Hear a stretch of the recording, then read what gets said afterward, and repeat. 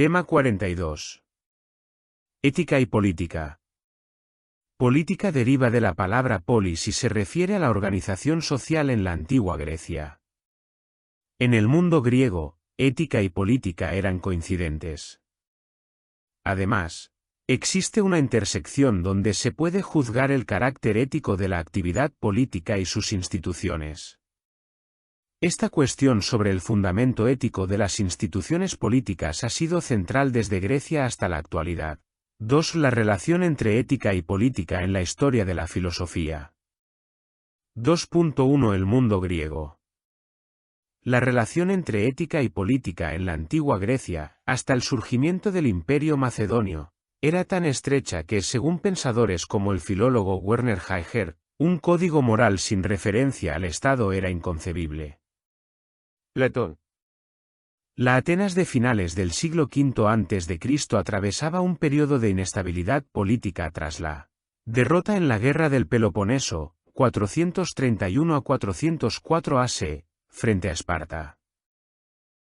La caída del Imperio ateniense y la posterior instauración de la tiranía de los 30 tiranos, 404 a 403 a.C., dejaron una profunda crisis en la estructura política y social de la ciudad. Aunque la democracia se restauró poco después, las heridas dejadas por la guerra y la tiranía permanecieron, creando un clima de desconfianza y polarización. Sócrates fue condenado a muerte en 399 a.C. bajo cargos de corromper a la juventud y no creer en los dioses de la ciudad. Sin embargo, los cargos contra él reflejaban más que simplemente cuestiones religiosas o educativas. La acusación de corromper a los jóvenes se podía interpretar como una crítica a las ideas y prácticas de los políticos y líderes de la ciudad, quienes se sentían amenazados por el enfoque de Sócrates sobre la moral y la política. Crítica a la democracia, Sócrates no participaba activamente en la política, pero sus enseñanzas filosóficas eran una crítica implícita a la democracia ateniense. Sócrates ponía en cuestión los valores tradicionales y la eficacia del sistema democrático, en el cual las decisiones importantes eran tomadas por la mayoría, sin necesariamente basarse en el conocimiento o la reflexión profunda. Sócrates, al desafiar constantemente las creencias de sus conciudadanos mediante el método socrático, sembraba dudas sobre las bases de la política ateniense. El juicio y la condena de Sócrates reflejan una contradicción en la democracia ateniense. Por un lado, se valoraba la libertad de expresión y el derecho a la crítica, pero, por otro, se sancionaba severamente a quienes desafiaban los valores fundamentales del Estado. Sócrates, al no participar en la política activa y al criticar el sistema democrático, representaba un desafío a las bases mismas de la polis, lo que contribuyó a que fuera visto como un enemigo del régimen. Platón en La República intentó restablecer la unión entre ética y política tras la muerte de Sócrates y la crisis de la polis ateniense. 4. Platón presenta una organización social que asegura la felicidad y justicia, a través de una estructura política como una metáfora del alma humana. La justicia es la virtud principal tanto para el individuo como para la ciudad y se alcanza cuando cada clase social cumple con su rol adecuado, y en el individuo cuando la razón, la voluntad y los deseos están en armonía. La política, en este sentido, se entendía como la búsqueda de la justicia, no solo en términos legales, sino también morales. La sociedad ideal platónica. La polis y sus tres clases sociales. Platón describe su visión de la ciudad ideal, la polis, en términos de una jerarquía que refleja la división del alma humana en tres partes. Estas tres clases son los gobernantes, filósofos reyes. Esta es la clase más alta de la ciudad y está compuesta por los filósofos o los sabios. Ellos son los que tienen el conocimiento y la sabiduría necesarios para gobernar de manera justa. Su tarea es tomar las decisiones políticas basadas en la razón y en el bien común. Platón los compara con la parte racional del alma humana, que es responsable del pensamiento y la reflexión. La razón debe gobernar tanto el individuo como la ciudad para alcanzar la justicia. Los guardianes, soldados o defensores, esta clase está formada por los guerreros o defensores de la ciudad, que protegen a la polis de los enemigos externos e internos. Platón los asocia con la parte irascible o volitiva del alma, que se refiere a las emociones y la valentía. Esta parte del alma busca el honor y la dignidad, y en la ciudad ideal, debe ser dirigida por la razón, los gobernantes, para evitar el descontrol y la tiranía. Los productores, trabajadores y artesanos. La base de la sociedad está compuesta por los agricultores, artesanos, comerciantes y otros trabajadores que proveen a la comunidad de todo lo necesario para su supervivencia. Platón los vincula con la parte apetitiva del alma, que está asociada a los deseos y las necesidades físicas. Esta parte busca el placer y la satisfacción de los deseos, pero debe ser controlada por la razón para evitar el hedonismo y el caos. Aristóteles. Aristóteles definió al hombre como un animal político, afirmando que la vida plena solo es posible en comunidad. Desarrolló una teoría empírica basada en la observación de las conductas humanas y las formas de Estado contemporáneas, iniciando un enfoque científico de la política que perdura hasta hoy. La perspectiva de Aristóteles sobre la relación entre ética y política está profundamente interconectada. En su obra Ética a Nicómaco y Política, Aristóteles sostiene que la ética y la política no son disciplinas separadas, sino que están íntimamente vinculadas, ya que ambas buscan el bien común y el florecimiento humano. La ética, para Aristóteles, se refiere a la búsqueda de la vida buena para el individuo, mientras que la política se ocupa de organizar la vida colectiva para permitir que los ciudadanos alcancen esa misma vida buena. La política como la ética en gran escala. Para Aristóteles, la política es la disciplina que se ocupa del bien común y tiene como objetivo crear una ciudad o comunidad, la polis, en la que todos los ciudadanos puedan alcanzar la eudaimonía. La política no es solo una cuestión de administración del poder o de la distribución de recursos, sino que es, fundamentalmente, una cuestión ética, ya que se trata de organizar la vida social de manera que los individuos puedan vivir bien y alcanzar su máximo potencial humano. Finalmente, para Aristóteles, la ética y la política están inextricablemente unidas al concepto de comunidad. La política no solo organiza a los individuos, sino que forma parte de un proceso más amplio en el que el ser humano alcanza su plenitud a través de su interacción con otros. La polis, como comunidad, es el lugar donde los seres humanos pueden desarrollarse como seres racionales y virtuosos, buscando no solo el bienestar material, sino también el bien moral y espiritual. La justicia es el concepto central tanto en la ética como en la política de Aristóteles. En la ética, la justicia es una virtud que implica dar a cada uno lo que le corresponde.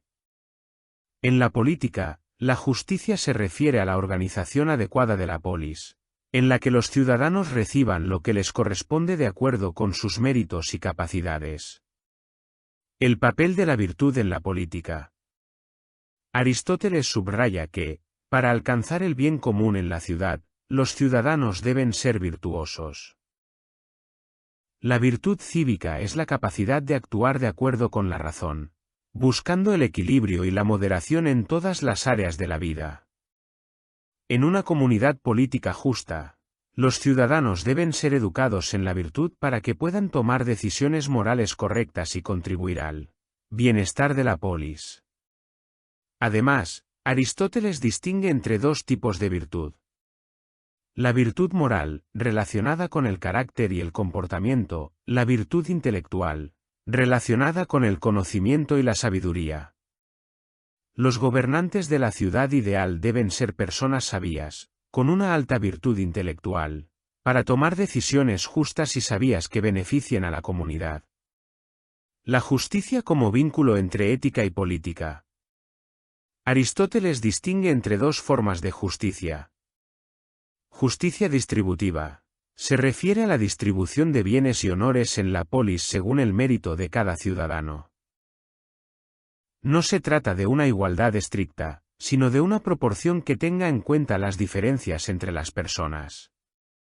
Justicia correctiva se refiere a la rectificación de las desigualdades o injusticias que puedan surgir en las relaciones entre los individuos, a través de las leyes y la intervención judicial. La ciudad ideal según Aristóteles. Aristóteles no busca una ciudad perfecta y utópica como Platón, sino una ciudad realista que pueda existir dentro de los límites de la naturaleza humana. Para él, la mejor forma de gobierno es la politeia, o gobierno constitucional, que es un sistema en el que el poder está en manos de la mayoría, pero con mecanismos que eviten la tiranía de la mayoría. Aristóteles considera que estos gobiernos podrían degenerar en formas corruptas como la tiranía, la oligarquía y la democracia, que Aristóteles considera una forma corrupta cuando el poder está en manos de la mayoría sin el objetivo del bien común. Esta forma de gobierno busca el bien común y es la más estable y justa, ya que se basa en la moderación y el equilibrio. Aristóteles también considera que el Estado debe fomentar el bienestar material de los ciudadanos, asegurando una vida digna, pero también debe trabajar en su desarrollo moral y cultural. De esta forma, la política no solo debe ser un medio para organizar la convivencia, sino también un instrumento para cultivar la virtud. 2.2 El cristianismo. El helenismo, imperio macedonio, acabó con las polis y, por tanto, rompió la relación entre ética y política. Con el cristianismo se volverán a vincular, pero desde nuevas bases. El cristianismo introduce el concepto de conciencia moral individual, fundamentada en la voluntad divina, que unifica lo ético y lo político. Al principio, el cristianismo opuso su ética a la política, San Pablo, pero, al convertirse en la religión oficial del Imperio Romano, 380 después de Cristo tras el decreto del emperador Teodosio, se reconsideró la unidad entre ética y política aunque desde otros ángulos. San Agustín. San Agustín de Hipona, 354 a 430 DC, vivió en un periodo crucial de la historia de la antigua Roma, con el imperio en crisis y su división en dos, Oriente y Occidente, las invasiones bárbaras y el ascenso del cristianismo.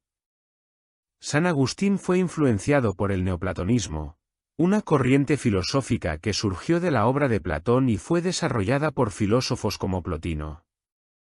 El neoplatonismo era una mezcla de ideas platónicas, aristotélicas y orientales, que influyó en muchos pensadores cristianos de la época. Distingue, en su obra La ciudad de Dios, de Civitate Dei, entre la ciudad terrenal y la ciudad de Dios. Las dos ciudades están en conflicto constante a lo largo de la historia humana, porque los valores de la ciudad de Dios son contrarios a los de la ciudad terrenal, que se orientan hacia los bienes temporales y materiales. La ética, por tanto, actuaría como un instrumento de control y crítica de la política terrenal. La ciudad terrenal es una representación de las sociedades humanas, que están orientadas hacia intereses materiales y egoístas.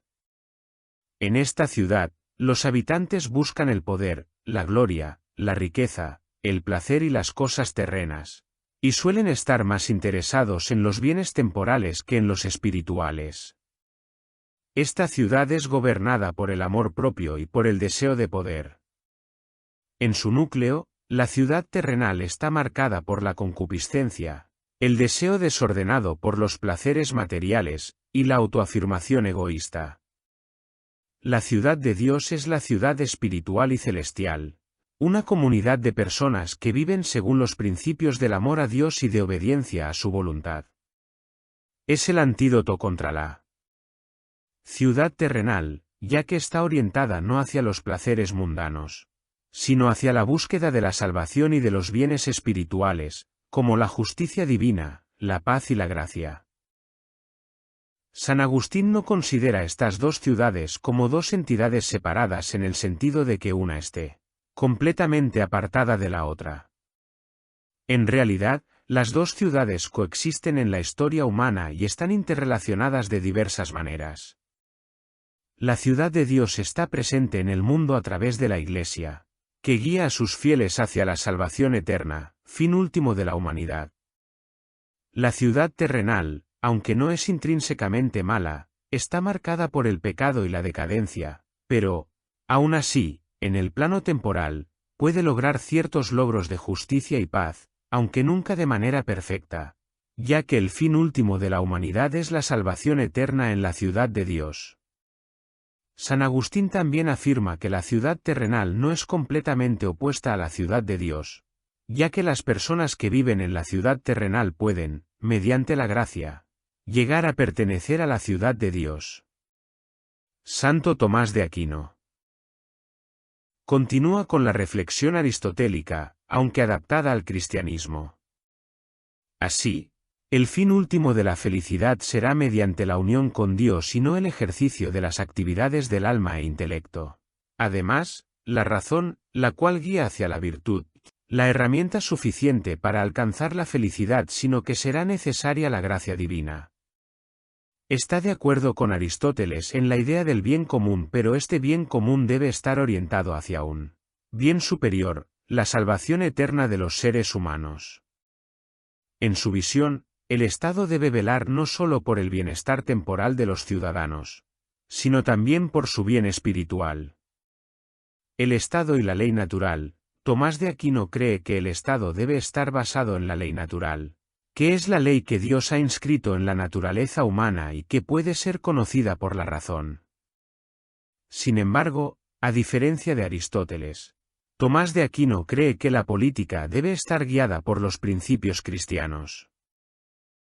En su obra Summa Theologica, distingue entre ley eterna, ley de Dios que ordena el universo, ley natural, es el orden moral accesible por la razón humana, ley humana, la legislación que los gobiernos crean, y debe ser consistente con la ley natural, y ley divina, como los mandamientos de Dios, regula la vida moral desde una perspectiva religiosa. Considera que las leyes humanas deben estar subordinadas a las divinas para ser legítimas, dotando a la Iglesia del poder de legitimar o no las leyes humanas. Críticas a los elementos religiosos en la política, Marsilio de Padua y Guillermo de Ockham. Marsilio de Padua, 1275-1342, y Guillermo de Ockham, 1287-1347 vivieron en el contexto del siglo XIV, un periodo marcado por tensiones entre el papado y los poderes seculares, crisis papal en Avignon, disputa entre el papado y el imperio. Ambos defendieron la independencia del poder político frente a la intervención de la Iglesia y se opusieron a la soberanía papal en los asuntos temporales. Ockham se centró en la teoría nominalista y la defensa del poder del emperador, mientras que Marsilio de Padua desarrolló una teoría republicana que abogaba por el poder del pueblo y la limitación de la influencia eclesiástica. Marsilio de Padua fue un filósofo y teólogo italiano, autor de la famosa obra Defensor Pacis, Defensor de la Paz, escrita en 1324, que fue una crítica radical a la autoridad eclesiástica y un intento de fundamentar una teoría política basada en la soberanía del pueblo y el poder secular. En cuanto a ética y política, sus ideas se caracterizan por lo siguiente. Política, la soberanía del pueblo y el poder secular. Marsilio de Padua sostenía una teoría política que contradecía la concepción medieval de que la autoridad política estaba subordinada a la Iglesia. Afirmaba que el poder político legítimo no provenía del Papa o de la Iglesia, sino del pueblo. El príncipe o el monarca es electo por el pueblo y tiene la responsabilidad de gobernar para el bienestar común. Este gobernante debe cumplir las leyes y no debe ser considerado como una autoridad divina, sino como un servidor de la comunidad. El poder político está subordinado al bien común, no a las instituciones religiosas. Sostiene que la Iglesia debe concentrarse en los asuntos espirituales y que el poder temporal, es decir, el poder político, debe estar en manos de los laicos y no bajo la autoridad del Papa. Guillermo de Ockham fue un fraile franciscano y filósofo medieval inglés conocido principalmente por su principio de parsimonia o navaja de Ockham. Cuando se enfrentan varias explicaciones posibles para un fenómeno, la más sencilla, es decir, la que hace menos suposiciones, suele ser la mejor, y por sus ideas radicales en teología y filosofía política. Su obra más importante en política es la Dialogus. Ockham también fue crítico de la autoridad del Papa y promovió una visión de la soberanía estatal independiente de la Iglesia, aunque sus ideas eran más cercanas al imperialismo que las de Marsilio. Ockham defendía lo siguiente. Ockham no aceptaba la idea de que el Papa tuviera autoridad sobre el poder temporal, ya que era completamente independiente del poder espiritual. El poder político debía residir en los gobernantes laicos, emperadores, reyes, etc., y que éstos no debían estar subordinados a la autoridad eclesiástica. Apoyaba la idea de un imperio universal, en el cual el poder del emperador era independiente y supremamente autoritario frente a la Iglesia. Este emperador debía estar centrado en el bien común temporal, sin depender de las decisiones del Papa. Estas ideas culminarán con Maquiavelo en una separación definitiva entre ética y política. 2.3 La concepción secular de lo político, Maquiavelo. Nicolás Maquiavelo, 1469-1527, Florencia, vivió una época turbulenta que vivió la formación de estados modernos, fuertes y centralizados tras la desaparición del feudalismo. Maquiavelo marca la escisión definitiva entre ética y política. En obras como El Príncipe y discursos sobre la primera década de Tito Livio, comienza sustituyendo a Dios por el hombre, abandonando cualquier planteamiento cristiano / religioso de la política y promueve una visión pragmática de la política, a través de un continuo análisis racional de la realidad concreta y las relaciones de poder.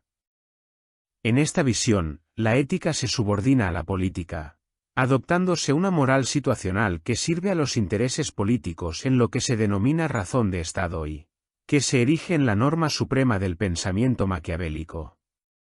El Estado, liderado por el príncipe, no es inmoral, ya que busca el bien colectivo. Maquiavelo es, al igual que otros pensadores como Hobbes, pesimista y considera que los seres humanos somos inherentemente malos, por lo que dejarlos a su libre albedrío daría como consecuencia un mundo caótico e injusto. La política, entonces, no puede basarse en ideales morales elevados, sino que debe ser gobernada por la realidad de los comportamientos humanos. Esto implica que los gobernantes deben actuar con astucia, calculando sus acciones en función de los intereses y las inclinaciones de los hombres. El Estado es necesario para ordenar la convivencia humana.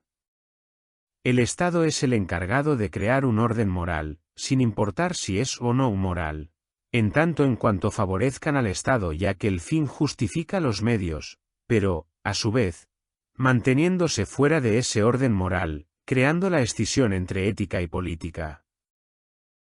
Para Maquiavelo las normas éticas son creaciones del Estado, similares a las leyes positivas que pueden y deben ser manipuladas por el príncipe según su conveniencia para el bien colectivo. Es decir, Maquiavelo defiende ciertas normas, pero siempre que sean susceptibles de ser modificadas / abolidas en función de las necesidades del poder. Es decir, Maquiavelo defiende ciertas normas, pero siempre que sean susceptibles de ser modificadas / abolidas en función de las necesidades del poder. La política, según Maquiavelo, no debe estar regida por principios éticos universales o por la moralidad cristiana, sino que debe ser juzgada en función de su eficacia para mantener el poder y asegurar la estabilidad del Estado. La moral cristiana y el realismo político. La ética cristiana tradicionalmente promueve la virtud, la justicia y la misericordia como principios que deben guiar la conducta humana.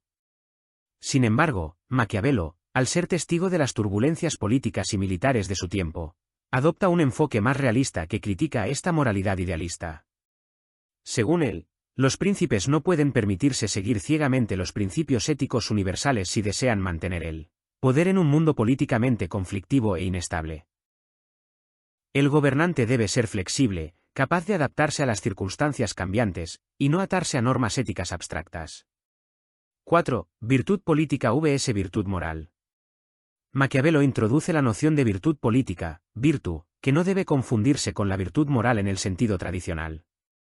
Para él, la virtud política tiene que ver con la habilidad de un príncipe para tomar decisiones pragmáticas, manipular las circunstancias y adaptarse a las situaciones de manera que aseguren el poder y la estabilidad del Estado. En cambio, la virtud moral está más relacionada con ideales como la justicia, la honestidad o la bondad, que son secundarias o incluso contraproducentes en el ámbito político según la perspectiva maquiavélica.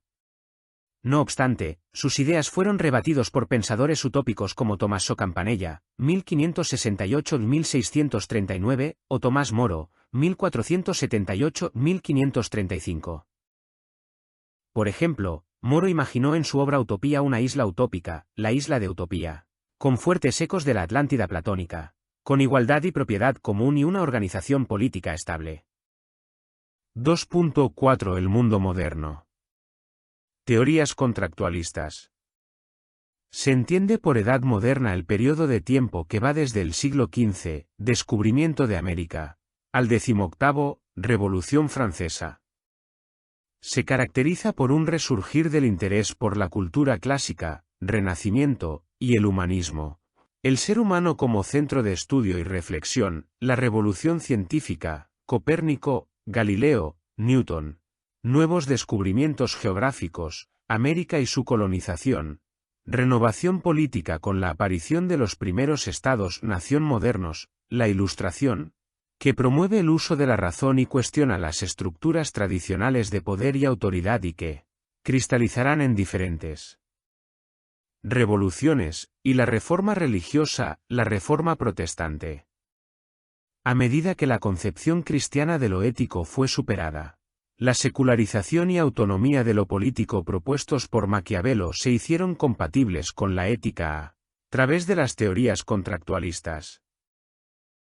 Las teorías contractualistas son un conjunto de teorías filosóficas y políticas que explican el origen y la legitimidad del poder político a través de la idea de un contrato social. Según estos enfoques, las personas se agrupan y establecen un pacto o acuerdo implícito para vivir juntas en sociedad, cediendo parte de su libertad individual a cambio de seguridad, protección y la organización social. Incluyen derechos justnaturalistas 8 y aplican métodos científicos. Christian Thomasius. Christian Thomasius, 1655-1728, fue un filósofo alemán que clarificó la distinción entre el orden ético y el político. Thomasius tuvo una gran influencia en el desarrollo de la filosofía política y jurídica, particularmente en Alemania. Sus ideas sobre la autonomía de la razón y la libertad de los individuos influirían en muchos pensadores posteriores, incluyendo a Immanuel Kant y otros filósofos de la Ilustración. Además, fue uno de los primeros en abordar los temas de la soberanía popular y el papel del gobierno en términos de derechos individuales, anticipando algunas de las ideas que serían centrales en los movimientos democráticos y constitucionales del siglo XIX. Distingue entre moral, orden normativo interno, autónomo y sin poder coactivo, orientada hacia la autorregulación del individuo.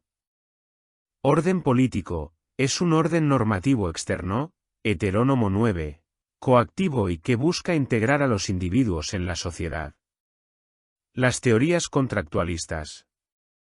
Las teorías contractualistas rompen con el viejo orden medieval ligada al dogma cristiano, reflexionando sobre la libertad y el interés individual.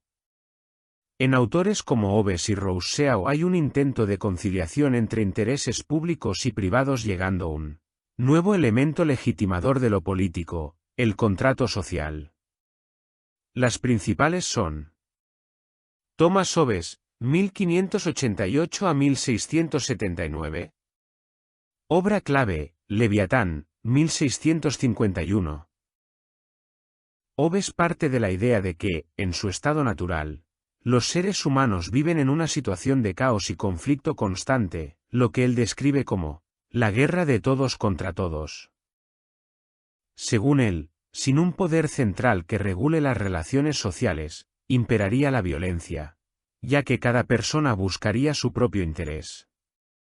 Para evitar este caos, los individuos deciden formar un contrato social, cediendo toda su libertad a un soberano, el Leviatán, que garantiza la paz y el orden.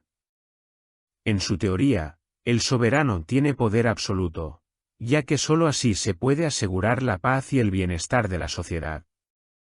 Fundamento de la autoridad. El poder del soberano es legítimo porque es fruto de la voluntad colectiva de los individuos para protegerse a sí mismos. John Locke, 1632 a 1704. Obra clave, Dos tratados sobre el gobierno civil, 1689. A diferencia de Hobbes, Locke ve el estado natural de los seres humanos como una situación de relativa paz y cooperación, en la que las personas tienen derechos naturales a la vida, la libertad y la propiedad. Según Locke, los individuos, al formar una sociedad, acuerdan un contrato social para proteger esos derechos naturales. Este contrato no implica una cesión total de la libertad, sino más bien la creación de un gobierno limitado y basado en el consentimiento de los gobernados. Fundamento de la autoridad. El poder político solo es legítimo si respeta los derechos naturales de las personas. Además, el pueblo tiene derecho a derrocar al gobierno si éste no cumple con su función de proteger estos derechos. Jean-Jacques Rousseau, 1712 a 1778. Obra clave, El contrato social, 1762. Rousseau plantea una visión más radical y distinta de la teoría contractualista.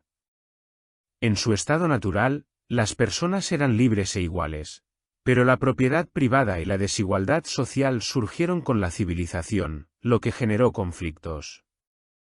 Para Rousseau, el contrato social no debe basarse en la cesión de derechos a un soberano, sino en la creación de una voluntad general que exprese el interés colectivo. Este contrato implica que las personas se someten a la voluntad general, que siempre busca el bien común. Fundamento de la autoridad. El poder legítimo reside en la voluntad general, que no está representada por un monarca o un gobierno concreto, sino por el pueblo actuando colectivamente. En Kant pervive la idea de Thomasius, pero él añade el concepto de deber. Kant considera que las leyes positivas son imperativos hipotéticos usados para un fin. Haz esto para obtener algo concreto, mientras que el orden moral es un imperativo categórico. Haz esto porque es tu deber. Introduce el concepto de contrato racional que determina la legitimidad del Estado y funciona como el imperativo categórico, garantizando la justicia de las leyes al promover una perspectiva universal.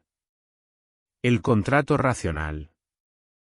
El contrato racional de Kant es una construcción filosófica que justifica la organización política basada en principios de libertad, autonomía y moralidad universal. Para Kant, un Estado legítimo es aquel que respeta la razón moral de los individuos y se basa en la soberanía popular. El poder político debe surgir de un pacto racional que garantice los derechos humanos y la paz tanto dentro de la sociedad como entre los estados.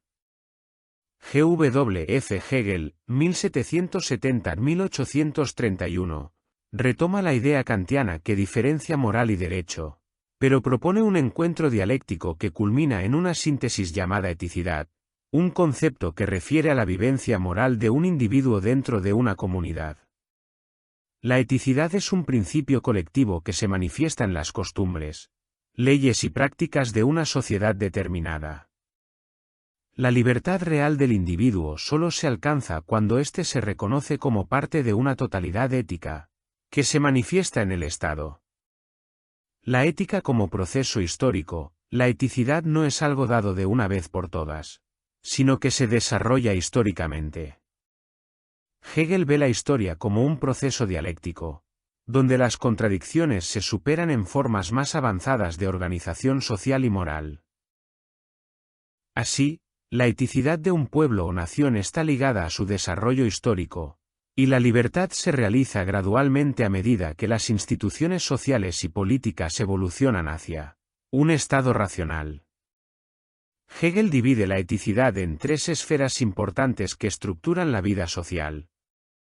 La familia es la primera forma de la eticidad, donde se establece el amor y la confianza. Aquí, la unidad de los miembros se basa en la afectividad y el vínculo emocional. La sociedad civil es la esfera de los intereses individuales y el mercado. En esta etapa, los individuos son más autónomos, pero también pueden caer en la alienación si no están integrados en un marco ético más amplio. El Estado es la realización más completa de la eticidad. Hegel considera que el Estado es la manifestación de la razón en la vida ética, donde los individuos pueden ser libres al actuar según las leyes y las normas que constituyen el orden social. El Estado, para Hegel, no es solo una institución política, sino una forma de autocomprensión ética que permite la plena realización de la libertad individual en la comunidad. Más tarde llegarían los neokantianos del XIX que definieron dos categorías: moral, interna; derecho, externa. El positivismo también separó la moral de la política centrándose en la ciencia política. Hoy en día, se busca una relación entre moral, política y derecho a través de la filosofía práctica 10. 3. Distintas posturas ante la relación ética, política. 3.1 Realismo político. El realismo político tendría su origen en Maquiavelo y los teóricos de la razón de Estado. En la actualidad su figura más importante sea Max Weber, 1864-1920. Max Weber nació en 1864, un año antes de que el Imperio alemán se unificara bajo la dirección del rey prusiano Guillermo y su canciller Otto von Bismarck. La unificación alemana marcó el comienzo de una nueva era en Europa, con un fuerte Estado centralizado que combinaba una monarquía autoritaria y una burocracia eficaz.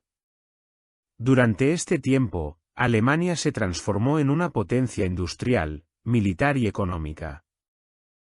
A lo largo de su vida, Weber estuvo expuesto a la creciente influencia del socialismo y las ideas marxistas.